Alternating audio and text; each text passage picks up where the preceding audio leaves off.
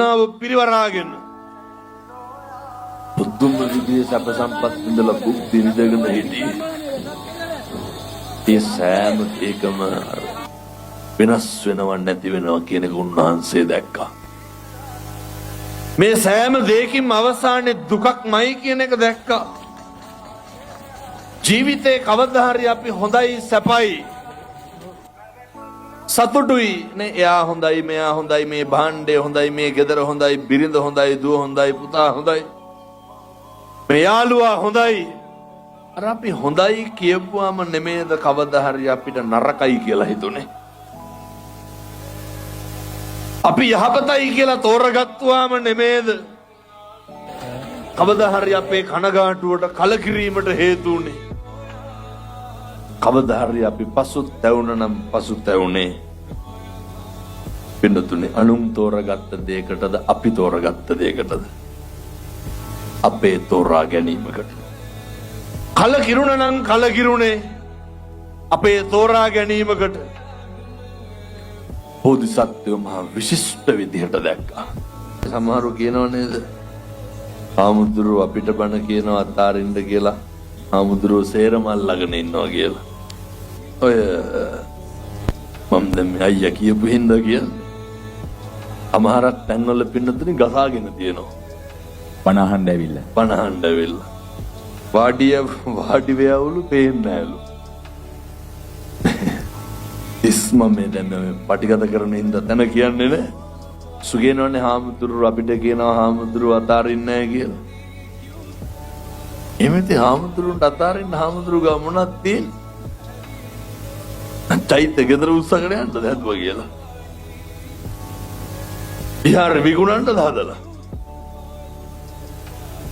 දැන් හාමුදුරුවෝ එවම කරලා බණ මඩුව හදනවනේ නේ. හදලා බණ මඩුව මොකද කරන්නේ? උන්වහන්සේ කාටද දෙන්නේ බණ මඩුව? ගෙදරට දෙනවද? එහෙම මේ හාමුදුරුවන්ට මොකවත් නැහැ. දැන් කියන්නේ පන්සලේ ගොඩ ගහගෙන ඉන්නවා කියලා පිටිසීනිත ඒගොල්ලෝ කියලා. ඒත් එක්කම අපේ හාමුදුරනේ විශේෂයෙන්ම කියන කාරණාවක් තමයි ලොකු වාහන වල වඩින්නේ කියලා. ඒව දන්නේ කොහොමද හම්බුනේ කියලා.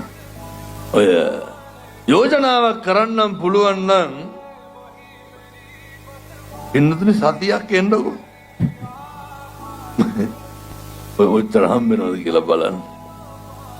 සතියක් එන්න. එහෙම භික්ෂුන් වහන්සේලා සියල්ල කරන්නේ සම්බුද්ධ ශාසනය වෙනුවෙන්. ඕනතරම් හාමුදුරුවෝ ඉන්නවා භික්ෂු ගිලන් මධ්‍යස්ථානවල. කවුරුවත් නැහැ. දකින්න දෙවැත්ත මුළු ලංකාවටම බණ කියපු සමහර හාමුදුරුවෝ ලෙඩ වෙලා ආසනීප වෙලා. සමහරු ඉන්නව නේද ඔය අපි හිතමුකෝ දැන් මේ බණ කරනකොට පොදුවේ ගමක සමාදානයක් එහෙම කරනකොට නෝනේ සමිතියක සමාගමක වැඩක් කරනකොට ආය කොඩියක් හිටව ගන්න අලවංගුවක් දෙන්නේ නැහැ. උදුළු ගෙඩියක්වත් දෙන්නේ නැහැ. සමහර හෙල්මට් ඉල්ලනව නේද ඇවිල්ලා පොඩ්ඩකට හෙල්මට් එක දෙන්න කියලා. ගෙදර තියාගෙන ඉන්නේ පත්‍ර පිටු වගේ හෙල්මට් එකක්. දෙන්නම